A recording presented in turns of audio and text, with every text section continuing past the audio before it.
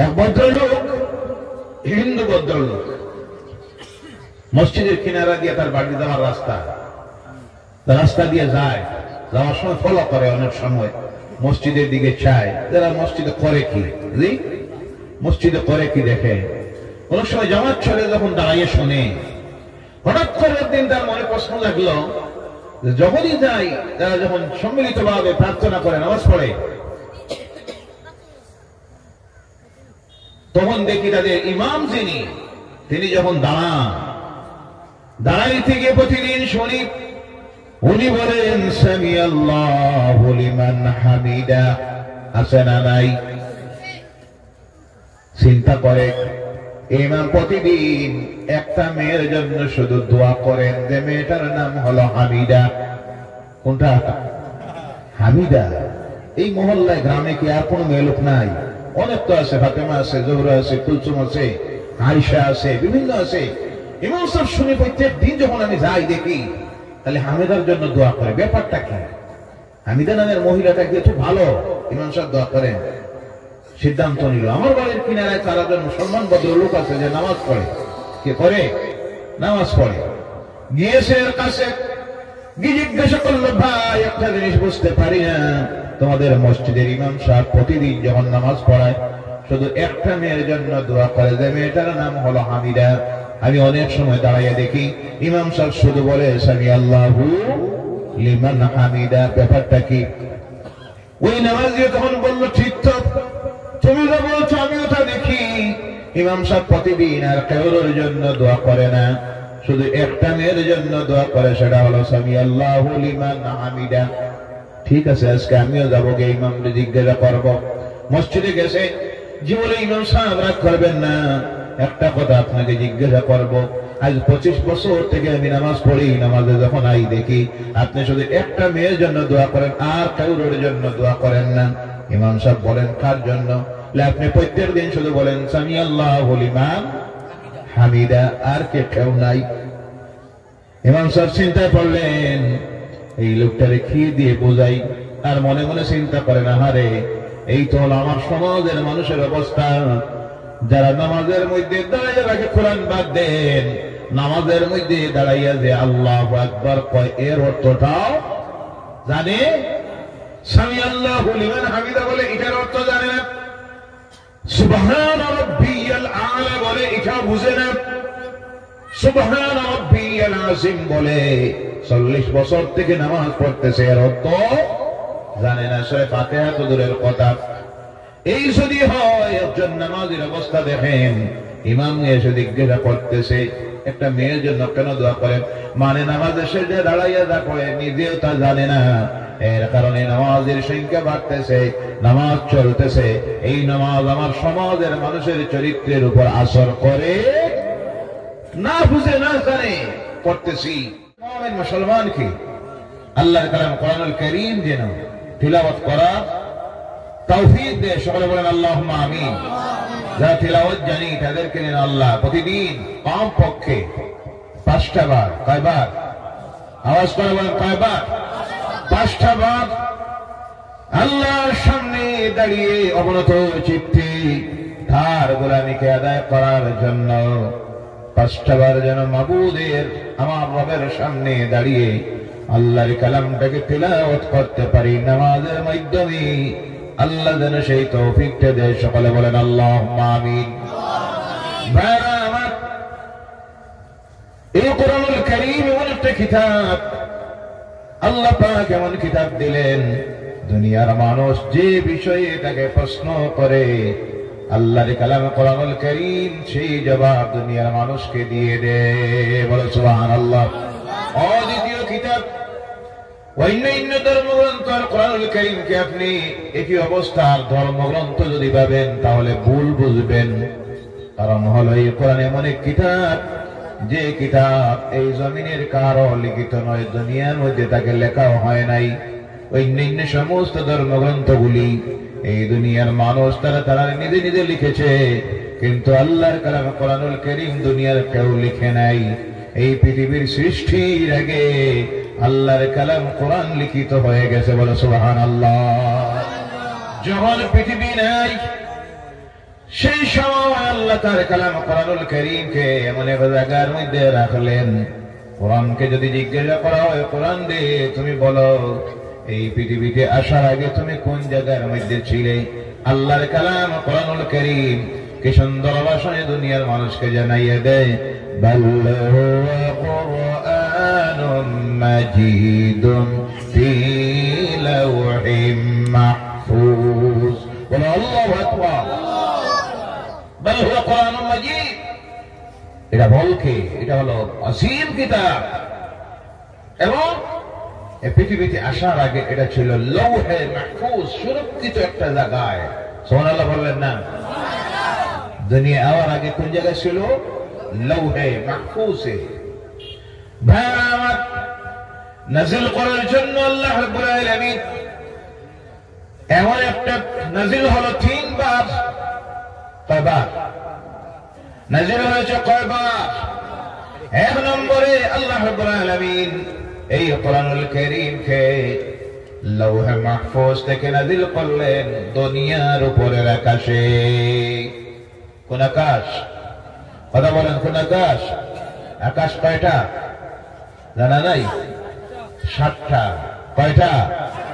আধুনিক বিজ্ঞান এখন পর্যন্ত আকাশ কয়টা সেই কথা বাহির করতে পারে নাই। আকাশের কি কোনো দরজা আছে? তা বাহির করতে পারে নাই। সেই কথা বলে দিতে পারে ইসলাম, সেই কথা বলে দিতে পারে আল্লাহর কালাম কোরআনুল কারীম। কারণ এই কোরআন যার কালাম, তিনি তো বানাইয়াছেন আসমান। বলে সুবহানাল্লাহ। এর জন্য যেখানে যা কিছু আছে তিনি যেটা যেইভাবে সৃষ্টি করেছেন সেটা বলার জানার ক্ষমতা যার আছে তিনি হলেন আল্লাহ সুবহানাহু ওয়া তাআলা। এর জন্য আল্লাহ বলছেন, দুনিয়ার মানুষ শোনো, আকাশ কয়টা আমি বানাইলাম। আল্লাহ রাব্বুল আলামিন বলছেন, আল্লাযী খালাকা সাবআ সামাওয়াতিন তিবাকা। বলো আল্লাহু আকবার। 7 স্তরে আমি আকাশকে সৃষ্টি করেছি। সুবহানাল্লাহ বলেন। আকাশ কয়টা? 7টা। আধুনিক বিজ্ঞান এখন পর্যন্ত আকাশ নিয়ে দ্বিধায়। তাদের মধ্যে 3টে শ্রেণী। একটা শ্রেণীর অভিমত হলো আকাশ বলতে কিছুই নাই, আর একটা শ্রেণীর অভিমত হলো আকাশ একটা, আর একটা শ্রেণীর অভিমত হলো মানুষের চোখের দৃষ্টি যেখানে গিয়ে শেষ হয় ওখানে নীলি নীলি রং দেখা যায়, আকাশ বলতে কিছুই নাই। আমার আল্লাহ দুনিয়ার মানুষকে জানিয়ে দিতেছেন তার কালামের মাধ্যমে, আকাশকে আমি সৃষ্টি করেছি 7 স্তরে 7টা। সুবহানাল্লাহ। ওই যে সর্বনিম্নে যে আকাশ, এই আকাশের মধ্যে দুনিয়ায় যত মানুষ আছে প্রত্যেক মানুষের জন্য 2টা দরজা। কয়টা? একটা দরজা দিয়ে প্রতিটি মানুষের আমলনামা নাকি আল্লাহর দরবারে গিয়ে হাজির করা হয়, আর আরেকটা দরজা দিয়া দুনিয়ার প্রত্যেকটা মানুষের রিজিক জমিনের মধ্যে আসতে থাকে। একদিন আসবে যেই দিন প্রত্যেকটা মানুষের এই 2টা দরজা চিরদিনের জন্য বন্ধ হয়ে যাবে। যেই দিনে রিজিক শেষ হয়ে যাবে, যে দরজা দিয়ে রিজিক নাযিল হয় অবতীর্ণ হয়, আল্লাহ অর্ডার দিবেন, আমার ফেরেশতারা আমার ওই বান্দার রিজিক শেষ হয়ে গেছে, এর জন্য যে দরজা দিয়ে তার রিজিকটা দেওয়া হয় ওই দরজাটা বন্ধ করে দাও। তার দরজা বন্ধ হয়ে যাবে। আর একদিন যেই দিন আপনার আমার রূহ কবজ করা হবে, করার পর নেককারদের রূহটাকে জান্নাতের কাফন দিয়া আল্লাহর ফেরেশতারা আকাশের দিকে নিয়ে যখন রওনা হবেন, ওই দরজার সামনে যাওয়ার পর আল্লাহর রহমতের ফেরেশতারা ওয়েলকাম জানাবে, মারহাবা জানাবে, স্বাগতম জানাবে। এই দরজা দিয়ে তার রূহটাকে নিয়ে রাখা হবে ইল্লিয়িনের মধ্যে। বদকার যারা তাদের রূহটাকে যখন নিয়ে রওনা করা হবে, এই দরজা দিয়ে আবার তার রূহ ঢুকবে, নিয়ে রাখা হবে যে জায়গার মধ্যে, সেই জায়গাটার নাম হবে সিজ্জিন। আল্লাহর বান্দাকে যখন কবরে নিয়ে রাখা হবে, আবার আল্লাহর পক্ষ থেকে বলা হবে এই রূহটা যেন তার ভিতরে ঢুকাইয়া দেওয়া হয়। নেককারদের রূহ ইল্লিন থেকে তার বডির মধ্যে ঢুকাইয়া দেওয়া হবে, আর বরকাতদের রূহ সিজ্জিন থেকে তার বডির মধ্যে যেমনি ঢুকাইয়া দেওয়া হবে, তার জন্য সেই দরজাটাও বন্ধ হয়ে যাবে। আর আমলের দরজাটা বন্ধ হয়ে যাবে, তার আমল আর আল্লাহর দরবারে দেওয়ার প্রয়োজন হবে না। এই যে দেওয়া হলো বডির মধ্যে ঢুকাইয়া, নেককার যদি হয় এই জান্নাত তার কবর তার জান্নাতের টুকরা হয়ে যাবে, বলেন সুবহানাল্লাহ। বদকার যদি হয় কবর হয়ে যাবে তার জন্য জাহান্নামের টুকরা। ওই জাহান্নামের আযাব আরম্ভ হলো তা কিয়ামত পর্যন্ত। এরপরে কিয়ামত, মিজান, হিসাব, ফুলসিরাত, নাজাত, জান্নাত, আর না হয় জাহান্নাম। এই হলো দুইটা দরজা। কয়টা? ভাইরা আমার, এই আকাশ জমিনের উপরের যে আকাশ, প্রথম লৌহে মাহফুজ থেকে কোরআনুল কারীম আসলো দুনিয়ার উপরের আকাশে, ওখান থেকে পৃথিবীতে দেওয়ার জন্য আল্লাহ পাক এর আগে ফিল্ডটাকে তৈরি করার জন্য পাঠাইলেন 1,23,999 জন নবী। বলে সুবহানাল্লাহ। মতান্তরে 2 লক্ষ। সর্বশেষ আল্লাহ যখন দেখলেন কোরআন দেওয়ার সময় হয়ে গেছে, সেই সময় আল্লাহ যাকে জমিনের মধ্যে প্রেরণ করলেন সর্বশেষ নবী হিসাবে, তিনি হলেন আপনার আমার নবী জনাবে মুহাম্মদুর রাসূলুল্লাহ সাল্লাল্লাহু আলাইহি ওয়াসাল্লামকে আল্লাহ জমিনে দিলেন। আর দেওয়ার পর সার কালাম কোরআন জমিনে আল্লাহ নাযিল করবেন। আল্লাহ দেখলেন আমার কোরআন হলো সম্মানী, আমার নবী মুহাম্মদুর রাসূলুল্লাহ হলেন সম্মানী নবী। এর জন্য এই কোরআনটাকে দিতে গিয়ে আল্লাহ এমন একটা মাসকে সিলেকশন দিলেন, যেই মাসটা 12টা মাসের মধ্যে সবচেয়ে সম্মানিত মাস, যেই মাসের নাম হলো রমজানুল মুবারকের মাস। বলো সুবহানাল্লাহ। যার জন্য আল্লাহ বলছেন বিসমিল্লাহির রহমানির রহিম, শাহরু রমাদানাল্লাযী উনজিলা ফীহিল কুরআন। বলো আল্লাহু আকবার। 12 মাসের মধ্যে কোন মাস সবচেয়ে সম্মানী? জি, আওয়াজ করে কথা বলেন, কোন মাস? রমজানুল মুবারকের মাস। এজন্য আল্লাহ সিলেকশন দিলেন কোরআনকে পাঠানোর জন্য রমজানের মাস।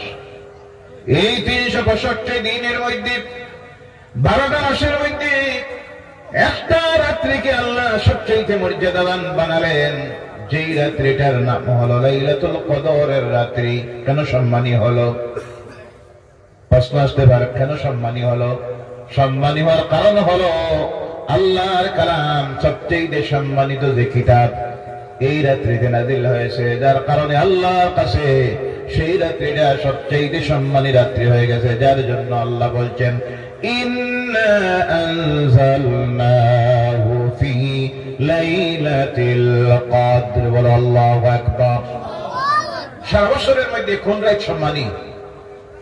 জি, কথা বুঝতে আপনারা বুঝতে অসুবিধা হয় তাহলে জবাব দিবেন।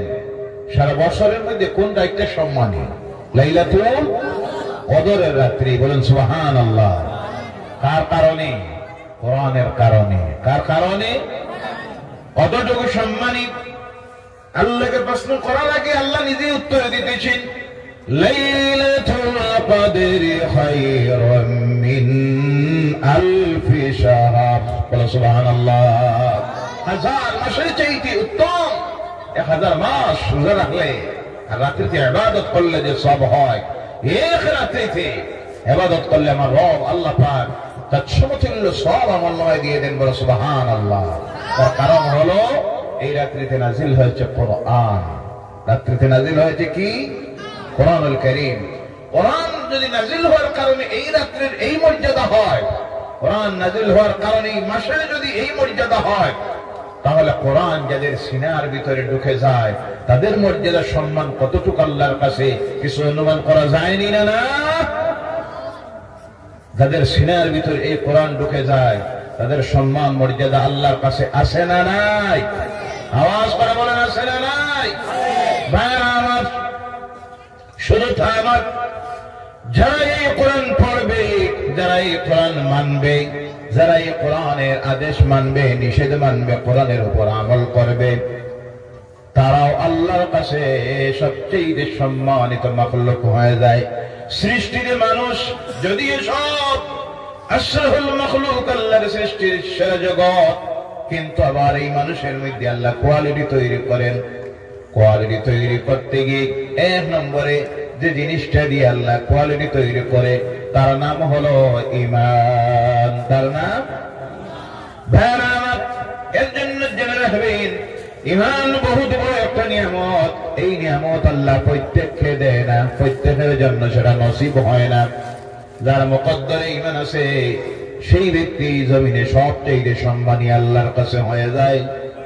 এর জন্য আমার সঙ্গে জবান মিলিয়ে পড়ুন, লা ইলাহা ইল্লাল্লাহু মুহাম্মাদুর রাসূলুল্লাহ আশহাদু আল্লা ইলাহা ইল্লাল্লাহু ওয়াহদাহু লা শারীকা লাহু ওয়া আশহাদু আন্না মুহাম্মাদান আবদুহু ওয়া রাসূলুহু। এটা পড়া অন্তর দিয়ে বিশ্বাস করার নাম হলো ঈমান। এর নাম আমাদের আছে না নাই?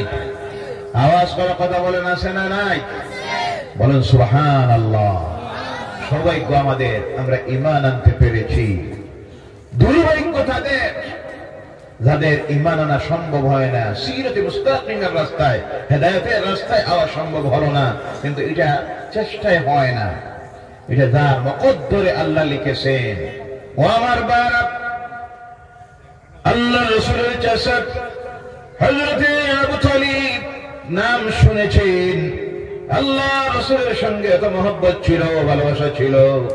বাবা যখন হারাইলেন জন্মের আগে, মা যখন হারাইলেন 6 বছর বয়সে, 7 থেকে 8 বছর বয়সে আল্লাহ রাসূল দাদাও হারালেন। এবার চাচা হয়ে গেলেন গার্জিয়ান। ইতিহাস প্রমাণ করতেছে ওই চাচা নিজের আওলাদের চাইতে বেশি যাকে ভালোবাসতেন তিনি ছিলেন মুহাম্মদুর রাসূলুল্লাহ সাল্লাল্লাহু আলাইহি ওয়াসাল্লাম।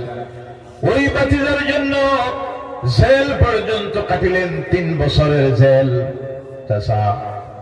এরপরে দেখা গেল মক্কার কুরাইশের নেতা যারা একদিন সিদ্ধান্ত নিল, আলোচনা করে, চলো আবু তালিবের কাছে যাই, গিয়ে জানাইয়ে দেই, আবু তালিব তুমি তোমার ভাতিজাকে সতর্ক করে দাও, তোমার এই ভাতিজা আমাদের ওই দেবদেবতা সম্পর্কে বিভিন্ন কটূক্তি করে, আমাদেরকে নিয়ে ডং তামসা করে, বিভিন্ন ভাবে কথা বলে আমাদের সমাজের মধ্যে বিভেদ তৈরি করেছেন, ফিতনা তৈরি করেছেন।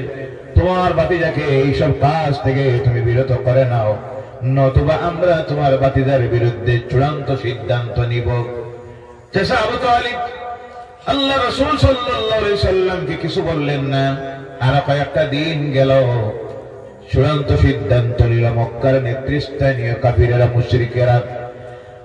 আল্লাহ রাসূলের চাচা আবু তালিবের কাছে এসে বলল, আবু তালিব তোমার ভাতিজাকে সর্বশেষ তুমি জানাইয়া দেও, এবার তোমার ভাতিজা যদি তার এই কাজ থেকে বিরত না হন, তাহলে আমরা এমন ব্যবস্থা নিব, আবু তালিব তোমার বিরুদ্ধে আমরা ব্যবস্থা নিতে বাধ্য হব।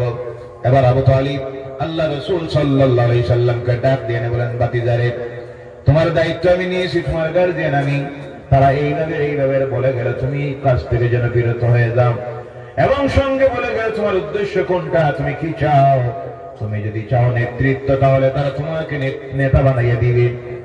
তুমি যদি চাও সুন্দরী কোন মেয়েকে বিবাহ করার জন্য, সব মক্কার সবচেয়ে সুন্দরী মেয়েটা তোমাকে তারা দিয়ে দিবে, বিবাহ দিবে।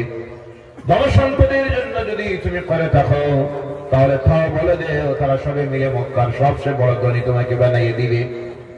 আল্লাহ রাসূল বললেন, ও আমার চাচা আপনি তাদেরকে রেজাল্টটা, উত্তরটা জানাইয়া দিবেন। আমি নেতৃত্ব পাওয়ার জন্য নয়, সুন্দরী মেয়েকে বিবাহ করার জন্য নয়, টাকা পয়সার জন্য নয়, তারা ওই যে প্রলোভন আমাকে দেখাইতেছে।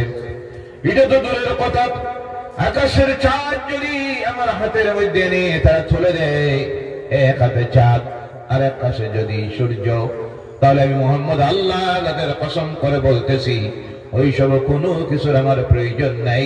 আমি আমার দায়িত্ব আদায় করতে থাকবো। আল্লাহ পাক আমাকে যে দায়িত্ব দিয়েছেন, আমার দায়িত্ব হলো দুনিয়ার মানুষের কাছে পৌঁছাইয়া দেওয়া, লা ইলাহা ইল্লাল্লাহু মুহাম্মাদুর রাসূলুল্লাহ সাল্লাল্লাহু আলাইহি ওয়াসাল্লাম।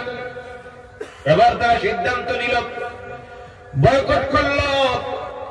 একটা চুক্তিনামা লেখলো, লিখে আল্লাহর ঘরের দেওয়ালে নিয়ে লাগাইয়া রাখলো, মুহাম্মদ এবং তার সঙ্গের সাথী যারা, তাদেরকে আমরা কোনো কিছু তাদের কাছ থেকে খরিদ করব না, তাদের কাছে কিছু বেচবো না, রাস্তাঘাট বন্ধ, কথাবার্তা বন্ধ, সকল প্রকারের লেনদেন বন্ধ। আল্লাহ রাসূল এখন বাধ্য হয়ে সঙ্গের সাথীদেরকে নিয়ে শিয়ারে আবু তালিব গিরি গুহায়, তিন দিকে পাহাড়, একদিকে শুধু রাস্তা, সেই জায়গায় আল্লাহর হাবিব সঙ্গের সাথী যারা যারা আল্লাহর দ্বীন গ্রহণ করেছিলেন তাদেরকে নিয়ে সেখানে থাকা শুরু করলেন, সঙ্গে আবু তালিব। কিন্তু আবু তালিব তখন আল্লাহর দ্বীন গ্রহণ করেন নাই। বাতিজার কারণে একাকী বাতিজাকে কিভাবে ছেড়ে দিব সম্ভব নয়। বাতিজার সঙ্গে চলে গেলেন সেখানে 3 বছর। এমন অবস্থা তৈরি হলো, খানি নাই, পানি নাই। আল্লাহ রাসূলের সাহাবীরা পেটের ক্ষুধার যন্ত্রণায় প্রথম এই ছাগলের চামড়া, উটের চামড়া রাত্রিবেলায় পানির মধ্যে ডুবাইয়া রাখতেন, একটু নরম হতো, আর সকালবেলায় তা চিবিয়ে চিবিয়ে নিজের ক্ষুধা নিবারণ করতেন।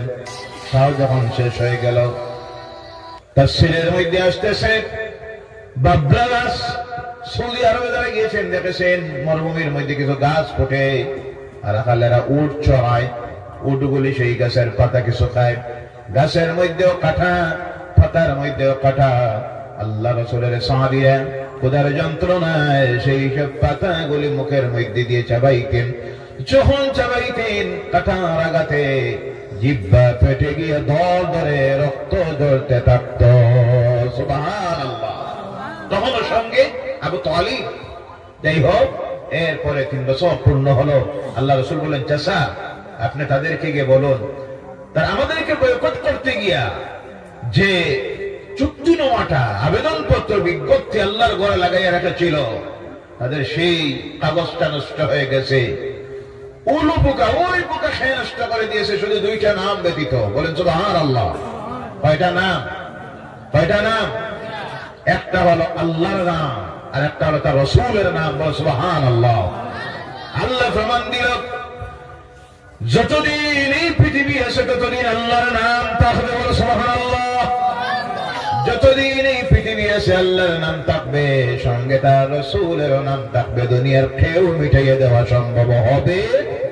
ও আমার ভাইরা, এবার আল্লাহ রাসূল সাল্লাল্লাহু আলাইহি সাল্লামের চাচা জানাইয়া দিলেন তাদেরকে, তোমাদের ওই যে বিজ্ঞপ্তি যেটা, এটা নষ্ট হয়ে গেছে। অনুগ্রহ করে তোমরা এই মানুষগুলিকে জেলের ভিতরে তাদেরকে ঢুকাইয়া রেখেছ, তাদেরকে বাহির করে দাও। এবার তারা বাহির করে দিল। দিন যায়, মাস যায়, কাল যায়। এই চাচার সঙ্গে আল্লাহ রাসূল 2 বার ব্যবসা করলেন সিরিয়ায়। এই চাচা জীবনের শেষ সময় এসে হাজির হলো। আল্লাহ রাসূল চাচার কিনারার মধ্যে বসে কান্দেন, চোখের পানি ছেড়ে দেন, আর মনে মনে ভাবেন এই চাচা আমার জন্য কত কিছু করলেন, জেল পর্যন্ত কাটলেন, জীবনের সমস্ত সময়গুলি আমার জন্য কাটাইয়া দিলেন। নিজের আওলাদের চাইতে বেশি আমাকে মহব্বত করতেন, ভালোবাসতেন।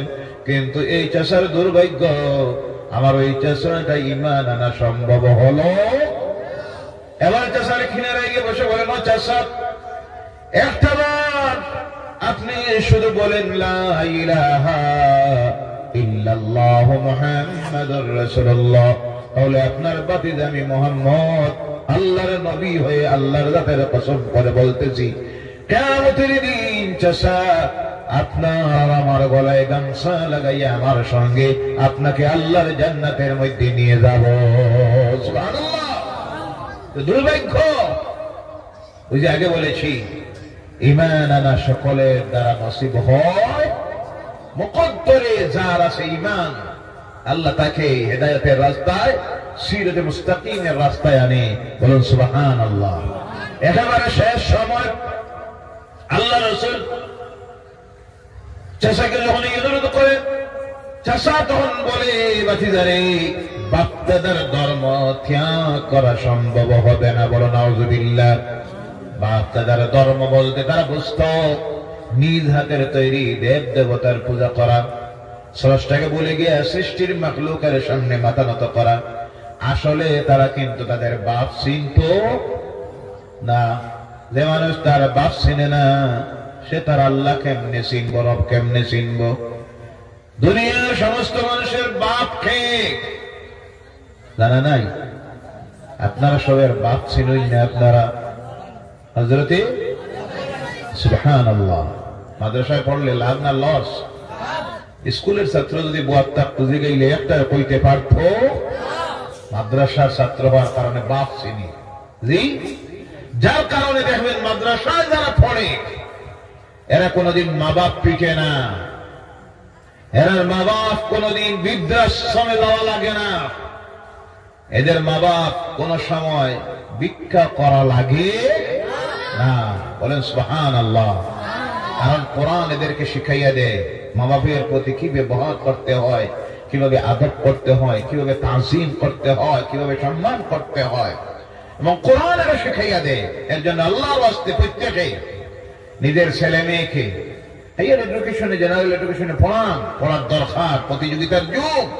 এমএ পাস করুক, বিএ পাস করুক, পিএইচডি করুক, এমফিল করুক, সব পড়ুক, কিন্তু সঙ্গে পড়াইবেন আল্লাহর কালাম কোরআন। রাজি আছেন? আর যদি এই কোরআন না পড়ান, কোরআনের যদি জ্ঞান না দেন, যত শিক্ষিত হোক, এটা হবে শিক্ষিত একটা শয়তান। কথা ঠিক কিনা ভাইরা আমার? এই জন্য বলতেছিলাম, জীবনের শেষ সময় আমার চাচাকে বললেন, ও চাচা, পুরো বাক্যটা বলার দরকার নাই, শুধু বলুন লা ইলাহা ইল্লাল্লাহ, তাহলে কিয়ামতের দিন আমি আল্লাহর কাছে এই সুপারিশটা করতে পারবো। আল্লাহ, আমার চাচা তো যদিও মুহাম্মদ রাসূলুল্লাহ বলেন নাই, কিন্তু তুমি আল্লাহর প্রতি বিশ্বাস স্থাপন করেছেন, এক আল্লাহ স্বীকার করেছেন, আমি তোমার দরবারে সুপারিশ করি মাবুদ, আমার চাচাকে তুমি নাজাত দিয়ে দাও। কিন্তু সেই সময় দুর্ভাগ্য, আবু তালিব আল্লাহর দ্বীন গ্রহণ করলো না। কারণ বাপ দাদার ধর্ম যদি পরিচয় জানা থাকতো, বাপকে আল্লাহ বলছেন, ইয়া আইয়ুহান নাসুত্তাকু রাব্বাকুমুল্লাযী খালাকাকুম মিন নাফসিন ওয়াহিদাতিন ওয়া খালাকা মিনহা যাওজাহা وبث منهما رجالا كثيرا ونساء। الله أكبر। এই দুনিয়ার মানুষ, ভয় করো তোমার রবকে, যিনি সৃষ্টি করেছেন তোমাদেরকে একই সত্তার থেকে, আর তার থেকে সৃষ্টি করেছেন তার জীবন সঙ্গিনী, আর তার থেকে তিনি সৃষ্টি করেছেন অগণিত নারী আর পুরুষ। বলো সুবহানাল্লাহ। আল্লাহ বুঝাইয়া দিতেছেন, তোমাদেরকে সৃষ্টি করেছে আদম থেকে, তার থেকে সৃষ্টি করেছি তার জীবন সঙ্গিনী হাওয়াকে, আর আদম আর হাওয়া থেকে অগণিত নারী পুরুষকে সৃষ্টি করেছি। অর্থাৎ ও পৃথিবীর মানুষেরা, তোমাদের সকলের মূল বাপ একজন, যার নাম হলো আদম আলাইহিস সালাম। ওই আদম আলাইহিস সালামের ধর্ম ছিল ইসলাম। বলেন সুবহানাল্লাহ। ভাইরা আমার, ঈমান আনা সম্ভব হলো না। আমার উদ্দেশ্য হলো এই কোরআনুল কারীমকে আল্লাহ রাব্বুল আলামিন নাযিল করা শুরু করলেন। করতে গিয়ে এই কোরআন নাযিল হইতে সময় লাগলো 23 বছর। সুবহানাল্লাহ। কত বছর? আওয়াজ করে বলেন, কত বছর? 23 বছর। প্রথম নাযিল হলো লৌহে মাহফুজ থেকে দুনিয়ার উপরের আকাশে। ওখান থেকে সময়ে প্রয়োজনে এক আয়াত, কোন সময় 2 আয়াত, কোন সময় 1 রুকু, কোন সময় 1 সূরা। প্রথম কমপ্লিট সূরা হিসেবে আল্লাহ যে সূরাকে নাযিল করলেন, সেই সূরার নাম হলো সূরা আল ফাতিহা। কোন সূরা? সূরা আল ফাতিহা। এর জন্য কোরআনুল কারীমে আল্লাহ যা আলোচনা করেছেন সমস্ত কিছু ঢুকাইয়ে দিয়েছেন এক সূরার মধ্যে, যেই সূরার নাম হলো সূরা আল ফাতিহা। এর জন্য আল্লাহর বিধান হলো, যারা মুমিন হবে, মুসলমান হবে, তারা রোজ কমপক্ষে 5 বার। কয়বার? আওয়াজ করে বলেন, কয়বার? 5 বার। ফজরের সময় 4 বার, যোহরের সময় 12 বার, শুক্রবার হইলে যোহরের সময় 2 বার। জি, ঠিক আছে? বোঝা যায়? সব তো বুঝেন। যোহরের সময় 12 বার, জুম্মাবার হইলে 2 বার, মানে জুম্মার নামাজ 2 রাকাত। আমি কইলাম 2 বার, আপনারা ফিরিস্তা আল্লাহ বইরিলা, বোঝা গেল না মানু না ফিরিস্তা। কয়বার? শুক্রবারে কয়বার জানা নাই? আপনারা জুম্মা টুম্মা পড়াইছেন কয় রাকাত? তাহলে কথা বলেন না কেন? আমি বললাম 2 রাকাত, আপনারা হ্যাঁ কমপক্ষে কত রাকাত? 12 রাকাত। কত রাকাত? 12 রাকাত। পড়েন তো জি? এখন নাই, এখন কমছে, কারণ এখন তো কমা শুরু হয়েছে, থেরাপিও আই গেছে 8 রাকাত। আপনাদের দিকে নাই তো আগে নেই? আলহামদুলিল্লাহ, বলেন আলহামদুলিল্লাহ। আমার জোহরের সময় 12 বার, আসরের সময় 8 বার, মাগরিবের সময় 7 বার, এশার নামাজে 12 বার, উইতিরের নামাজে 5 বার, টোটাল 38 বার। কতবার? মুমিন যারা তারা তাদের রব আল্লাহর সামনে দাঁড়িয়ে কোরআনুল কারীমের সূরা হিসেবে প্রথম যে সূরা নাযিল হয়েছিল সেই সূরাকে তিলাওয়াত করতে হয়, এবং তিলাওয়াত করা হলো ফরজ। তিলাওয়াত করা ফরজ। এর মতো বড় দোয়া আল্লাহর জমিনে আর নাই, বলে সুবহানাল্লাহ। এর মতো বড় ঔষধ আল্লাহর জমিনে নাই, বলে সুবহানাল্লাহ। এর জন্য আল্লাহ পাক মুমিন মুসলমান যারা তাদের উপরে রোজ 5 বার এই সূরা তিলাওয়াত করা, তার সামনে দাঁড়াইয়া ফরজ করে দিয়েছেন। ও আমার ভাইরা, এই কোরআনুল কারীম নাযিল হতে সময় লাগলো 23 বছর। যার কারণে জেনে রাখবেন এই পৃথিবী থেকে আল্লাহর দেওয়া কিতাবগুলি বিদায় হয়ে গেছে, বিদায় হয়ে যাবে, কিন্তু একটা মাত্র ধর্মগ্রন্থ তা কিয়ামত পর্যন্ত আল্লাহর জমিনে টিকে থাকবে। দুনিয়ার কোন শক্তি মিটানি সম্ভব হবে না, যার নাম হবে ইসলাম, আর যার নাম হলো কোরআন। বলো সুবহানাল্লাহ। কিন্তু